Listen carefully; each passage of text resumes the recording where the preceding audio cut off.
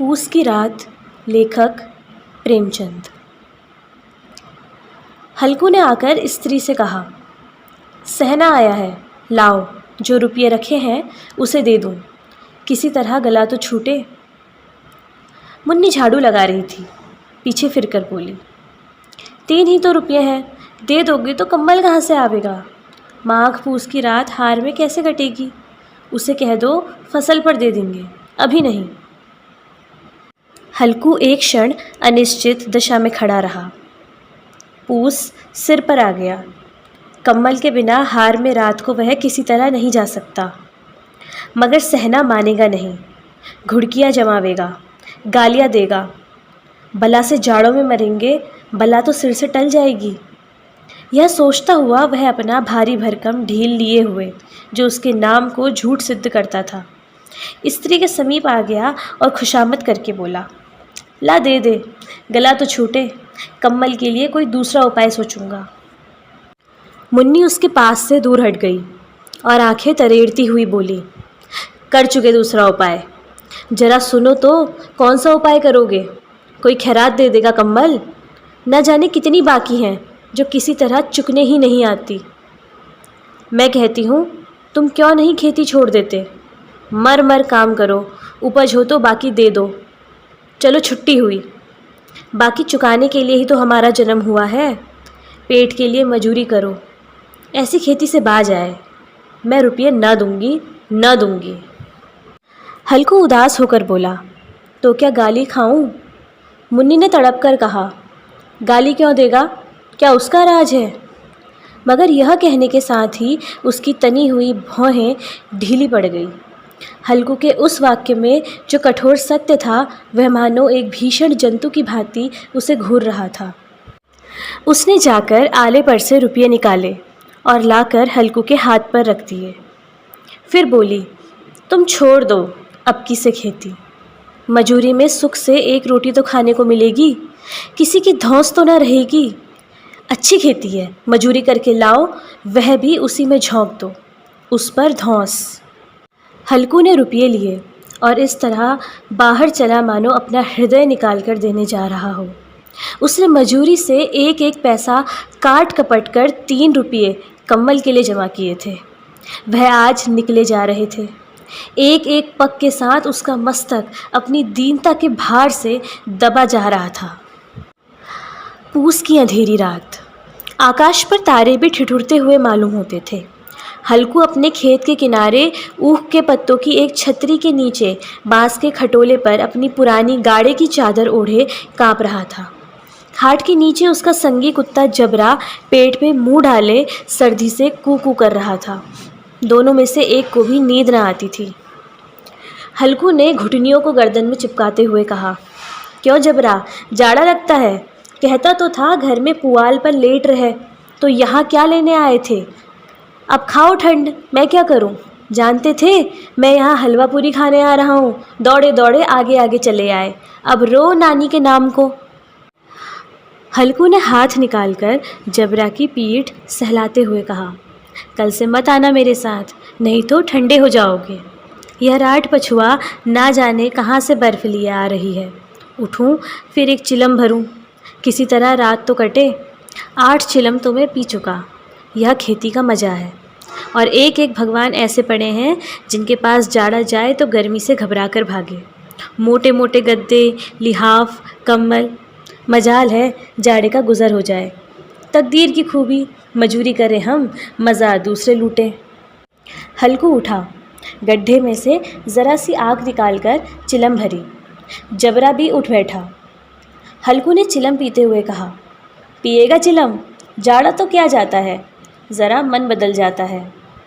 जबरा ने उसके मुंह की ओर प्रेम से छलकती हुई आंखों से देखा। हल्कू, आज और जाड़ा खा ले, कल से मैं यहाँ पुआल बिछा दूँगा, उसी में घुसकर बैठना, तब जाड़ा ना लगेगा। जबरा ने अपने पंजे उसकी घुटनियों पर रख दिए और उसके मुंह के पास अपना मुंह ले गया। हल्कू को उसकी गर्म सांस लगी। चिलम पीकर हल्कू फिर लेटा और निश्चय कर लेटा कि चाहे कुछ भी हो अब की सो जाऊंगा। पर एक ही क्षण में उसके हृदय में कंपन होने लगा। कभी इस करवट लेटता, कभी उस करवट, पर जाड़ा किसी पिशाच की भांति उसकी छाती को दबाए हुए था। जब किसी तरह ना रह गया तो उसने जबरा को धीरे से उठाया और उसके सिर को थपथपाकर उसे अपनी गोद में सुला लिया। कुत्ते की देह से जाने कैसी दुर्गंध आ रही थी, पर वह उसे अपनी गोद में चिपटाए हुए ऐसे सुख का अनुभव कर रहा था जो इधर महीनों से उसे ना मिला था। जबरा शायद यह समझ रहा था कि स्वर्ग यहीं है, और हल्कू की पवित्र आत्मा में तो उस कुत्ते के प्रति घृणा की गंध तक न थी। अपने किसी अभिन्न मित्र या भाई को भी वह इतनी ही तत्परता से गले लगाता। वह अपनी दीनता से आहत न था, जिसने आज उसे इस दशा को पहुंचा दिया। नहीं, इस अनोखी मैत्री ने जैसे उसकी आत्मा के सब द्वार खोल दिए थे और उनका एक एक अणु प्रकाश से चमक रहा था। सहसा जबरा ने किसी जानवर की आहट पाई। इस विशेष आत्मीयता ने उसमें एक नई स्फूर्ति पैदा कर दी थी, जो हवा के ठंडे झोंकों को तुच्छ समझती थी। वह झपटकर उठा और छपरी के बाहर आकर भौंकने लगा। हल्कू ने उसे कई बार चुमकार कर बुलाया, पर वह उसके पास ना आया। हार में चारों तरफ दौड़ दौड़कर भूखता रहा। एक क्षण के लिए भी आ जाता तो तुरंत ही फिर दौड़ता। कर्तव्य उसके हृदय में अरमान की भांति ही उछल रहा था। 1 घंटा और गुजर गया। रात ने शीत को हवा से धधकाना शुरू किया। हल्कू उठ बैठा और दोनों घुटनों को छाती से मिलाकर सिर को उसमें छुपा लिया। फिर भी ठंड कम न हुई। ऐसा जान पड़ता था सारा रक्त जम गया है, धमनियों में रक्त की जगह हिम बह रहा है। उसने झुककर आकाश की ओर देखा। अभी कितनी रात बाकी है? सप्तऋषि अभी आकाश में आधे भी नहीं चढ़े। ऊपर आ जाएंगे तब कहीं सवेरा होगा। अभी पहर से ऊपर रात है। हल्कू के खेत से कोई एक गोली के टप्पे पर आमों का एक बाग था। पतझड़ शुरू हो गई थी। बाग में पत्तियों को ढेर लगा हुआ था। हल्कू ने सोचा, चलकर पत्तियां बटोरूं और उन्हें जलाकर खूब तापूं। रात को कोई मुझे पत्तियां बटोरते देखे तो समझे भूत है। कौन जाने कोई जानवर ही छिपा बैठा हो। मगर अब तो बैठे नहीं रहा जाता। उसने पास के अरहर के खेत में जाकर कई पौधे उखाड़ लिए और उनका एक झाड़ू बनाकर हाथ में सुलगता हुआ उपला लिए बगीचे की तरफ चला। जबरा ने उसे आते देखा तो पास आया और दुम हिलाने लगा। हल्कू ने कहा, अब तो नहीं रहा जाता जबरू, चलो बगीचे में पत्तियां बटोर कर तापे। टाँठे हो जाएंगे तो फिर आकर सोएंगे। अभी तो बहुत रात है। जबरा ने कूं कूं करके सहमति प्रकट की और आगे आगे बगीचे की ओर चला। बगीचे में खूब अंधेरा छाया हुआ था और अंधकार में निर्दय पवन पत्तियों को कुचलता हुआ चला जाता था। वृक्षों से ओस की बूंदें टप टप नीचे टपक रही थी। एकाएक एक झोंका मेहंदी के फूलों की खुशबू लिए हुए आया। हल्कू ने कहा, कैसी अच्छी महक आई जबरू, तुम्हारी नाक में भी तो सुगंध आ रही है। जबरा को कहीं ज़मीन पर एक हड्डी पड़ी मिल गई थी। उसे चिचोड़ रहा था। हल्कू ने आग ज़मीन पर रख दी और पत्तियां बटोरने लगा। ज़रा देर में पत्तियों का ढेर लग गया। हाथ ठिठुरे जाते थे, नंगे पांव जले जाते थे और वह पत्तियों का पहाड़ खड़ा कर रहा था। इसी अलाव में वह ठंड को जलाकर भस्म कर देगा। थोड़ी देर में अलाव जल उठा। उसकी लौ ऊपर वाले वृक्ष की पत्तियों को छू छू कर भागने लगी। उस अस्थिर प्रकाश में बगीचे के विशाल वृक्ष ऐसे मालूम होते थे मानो उस अथाह अंधकार को अपने सिरों पर संभाले हुए हों। अंधकार के उस अनंत सागर में यह प्रकाश एक नौका के समान हिलता मचलता हुआ जान पड़ता था। हल्कू अलाव के सामने बैठा आग ताप रहा था। एक क्षण में उसने दोहर उतार कर बगल में दबा ली। दोनों पांव फैला लिए मानो ठंड को ललकार रहा हो, तेरे जी में जो आए सो कर। ठंड की असीम शक्ति पर विजय पाकर वह विजय गर्व को हृदय में छिपा न सकता था। उसने जबरा से कहा, क्यों जब्बर, अब ठंड नहीं लग रही है? जब्बर ने कूं कूं करके मानो कहा, अब क्या ठंड लगती ही रहेगी? पहले से यह उपाय न सूझा, नहीं इतनी ठंड क्यों खाते? जब्बर ने पूंछ हिलाई। अच्छा आओ, इस अलाव को कूदकर पार करें, देखें कौन निकल जाता है। अगर जल गए बच्चा तो मैं दवा न करूँगा। जब्बर ने उस अग्नि राशि की ओर कातर नेत्रों से देखा। मुन्नी से कल ना कह देना, नहीं तो लड़ाई करेगी। यह कहता हुआ वह उछला और उस अलाव के ऊपर से साफ निकल गया। पैरों में ज़रा लिपट गई, पर वह कोई बात न थी। जबरा आग के गिर्द घूमकर उसके पास आ खड़ा हुआ। हल्कू ने कहा, चलो चलो, इसकी सही नहीं, ऊपर से कूद कर आओ। वह फिर कूदा और अलाव के इस पार आ गया। पत्तियां जल चुकी थी। बगीचे में फिर अंधेरा छा गया था। राख के नीचे कुछ कुछ आग बाकी थी, जो हवा का झोंका आ जाने पर जरा जाग उठती थी, पर एक क्षण में फिर आंखें बंद कर लेती थी। हल्कू ने फिर चादर ओढ़ ली और गर्म राख के पास बैठा हुआ एक गीत गुनगुनाने लगा। उसके बदन में गर्मी आ गई थी, पर ज्यों-ज्यों शीत बढ़ती जाती थी उसे आलस से दबाए लेता था। जबरा जोर से भूंक कर खेत की ओर भागा। हल्कू को ऐसा मालूम हुआ कि जानवरों का एक झुंड खेत में आया है। शायद नील गायों का झुंड था। उनके कूदने दौड़ने की आवाज़ें साफ कान में आ रही थीं।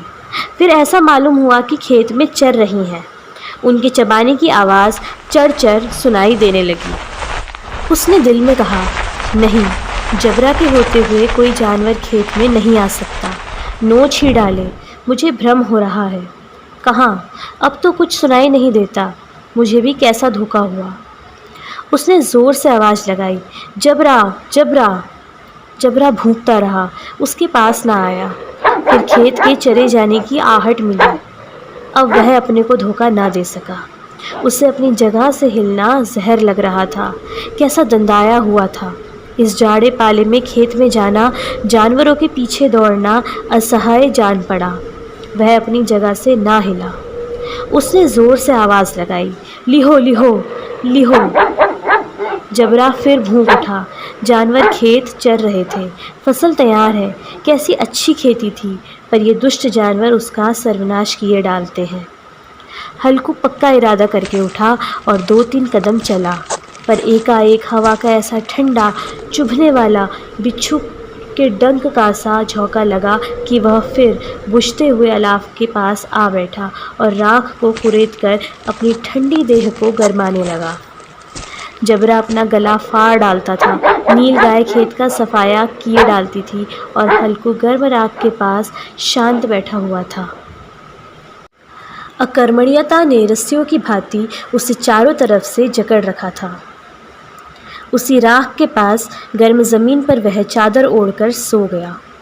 सवेरे जब उसकी नींद खुली तब चारों तरफ धूप फैल गई थी और मुन्नी कह रही थी, क्या आज सोते ही रहोगे? तुम यहाँ आकर रम गए और उधर सारा खेत चौपट हो गया। हल्कू ने उठकर कहा, क्या तू खेत से होकर आ रही है? मुन्नी बोली, हाँ, सारे खेत का सत्यानाश हो गया। भला ऐसा भी कोई सोता है? तुम्हारे यहाँ मड़ैया डालने से क्या हुआ?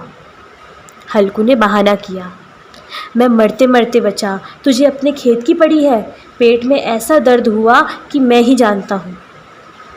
दोनों फिर खेत के डाढ़ पर आए। देखा सारा खेत रौंदा पड़ा हुआ है और जबरा मड़ैया के नीचे चित लेटा है, मानो प्राण ही ना हो। दोनों खेत की दशा देख रहे थे। मुन्नी के मुख पर उदासी छाई थी, पर हल्कू प्रसन्न था। मुन्नी ने चिंतित होकर कहा, अब मजूरी करके मालगुजारी भरनी पड़ेगी। हल्कू ने प्रसन्न मुख से कहा, रात को ठंड में यहाँ सोना तो ना पड़ेगा।